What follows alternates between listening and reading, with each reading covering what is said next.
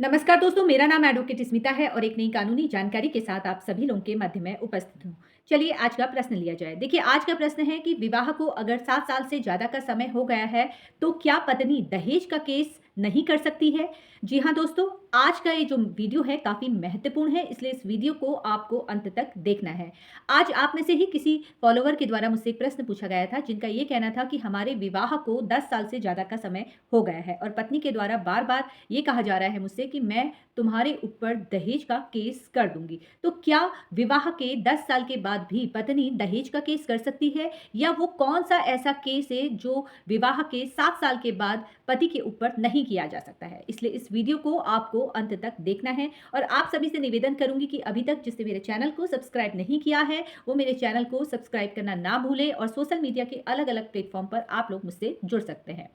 देखिए, एक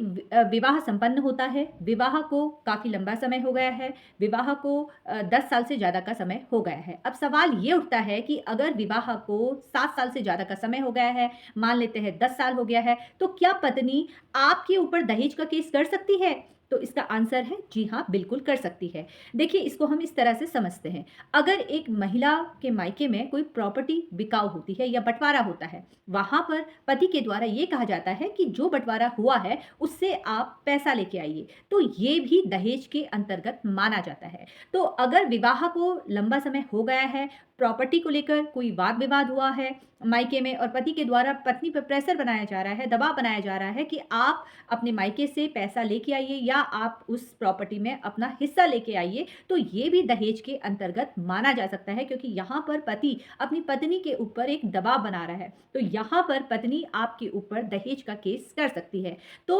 अगर विवाह को ज़्यादा समय हो चुका है, मान लेते हैं 10 साल हो गया है या 20 साल हो गया है, तो उसके बाद भी पत्नी पति के ऊपर दहेज का केस कर सकती है। 498 ए के तहत मामला दर्ज करवाया जा सकता है। नए कानून के अनुसार अब ये सेक्शन 85 के अंतर्गत माना जाता है। तो कहने का तात्पर्य है कि एक व्यक्ति के ऊपर विवाह के 7 साल के बाद भी दहेज का केस किया जा सकता है। अब बात की जाए मेंटेनेंस की, तो देखिए, अगर विवाह को काफ़ी लंबा समय हो चुका है, मान लेते हैं 20 साल हो चुका है या 30 साल हो गए हैं या 10 साल हुए हैं, इस तरह से आपके विवाह को लंबा समय हो गया है, तो भी आपकी पत्नी आपसे मेंटेनेंस की माँग कर सकती है। ऐसा नहीं है कि विवाह को 7 साल हो गया है, तो इसके बाद पत्नी आपसे मेंटेनेंस की माँग नहीं करेगी। पत्नी के द्वारा मेंटेनेंस की माँग की जा सकती है, जहाँ पर पत्नी ये कहती है कि मेरे पति मुझे घर खर्च नहीं दे रहे हैं, मेरा अच्छे से रख-रखाव नहीं कर रहे हैं, या मेरे पति का किसी अन्य महिला के साथ अवैध संबंध है। तो यहाँ पर पत्नी अपने पति से मेंटेनेंस की माँग कर सकती है।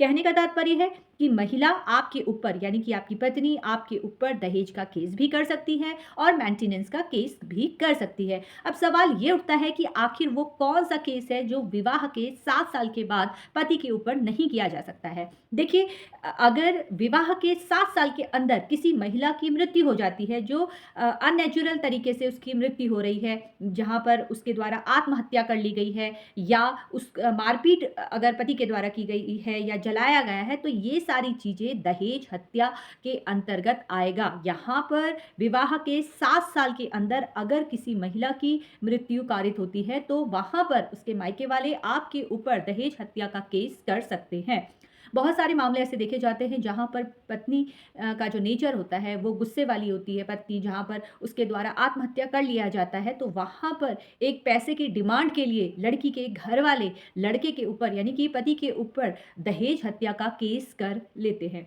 इसलिए ध्यान रखिए कि अगर 7 साल के अंदर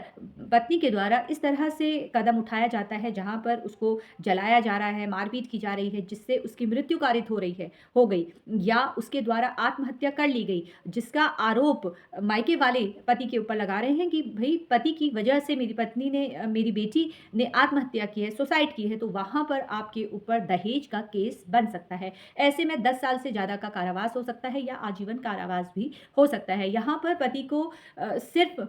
कभी महिला की गलती की वजह से भी पति को नुकसान पहुँचता है, क्योंकि वहाँ पर लड़की के मायके वाले लड़के के ऊपर, यानी कि पति के ऊपर ऐसा आरोप लगा देते हैं कि जहाँ पर उनकी बेटी की जो मौत की वजह है वो उनका पति है। तो अगर बात की जाए 7 साल के अंदर अगर महिला की मौत हो जाती है, जो अननेचुरल तरीके से महिला की मौत हो जाती है, तो यहाँ पर पति के ऊपर दहेज हत्या का केस बनता है, जहाँ पर अगर मायके वाले ये सिद्ध कर देते हैं कि जब मृत्यु कारित हुई है, तो जिसके पीछे पति का उद्देश्य दहेज की माँग है, तो वहाँ पर दहेज हत्या का केस पति के ऊपर लगाया जा सकता है। लेकिन अगर 7 साल से ज़्यादा का समय हो गया है, जहाँ पर महिला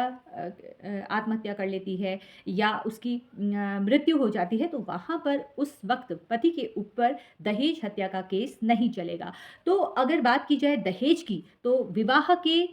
कितने भी समय के बाद आपकी पत्नी आपके ऊपर दहेज का केस कर सकती है, यानी कि 498 ए के तहत आरोप लगाया जा सकता है, जो सेक्शन 85 के अंतर्गत अब लगाए जाते हैं और मेंटेनेंस की मांग भी पत्नी के द्वारा की जा सकती है। और रही बात घरेलू हिंसा की, जहाँ पर पत्नी ये कहती है कि पति के द्वारा मारपीट की जा रही है, गाली गलौज की जा रही है, उसे टॉर्चर किया जा रहा है या नौकरी नहीं करने के लिए पति बोल रहा है, तो ये सारी चीज़ें भी घरेलू हिंसा के अंतर्गत आती है। तो विवाह के काफ़ी समय के बाद भी महिला घरेलू हिंसा का आरोप लगा सकती है, मेंटेनेंस की मांग कर सकती है और 498 यानी कि दहेज की मांग का आरोप भी आपके ऊपर लगाया जा सकता है। फिलहाल अगर आपको ये जानकारी पसंद आई हो, तो इसको लाइक और शेयर करना बिल्कुल भी ना भूलें। इसी तरीके से सोशल मीडिया के अलग-अलग प्लेटफ़ॉर्म पर आप लोग मुझसे जुड़ सकते हैं। धन्यवाद।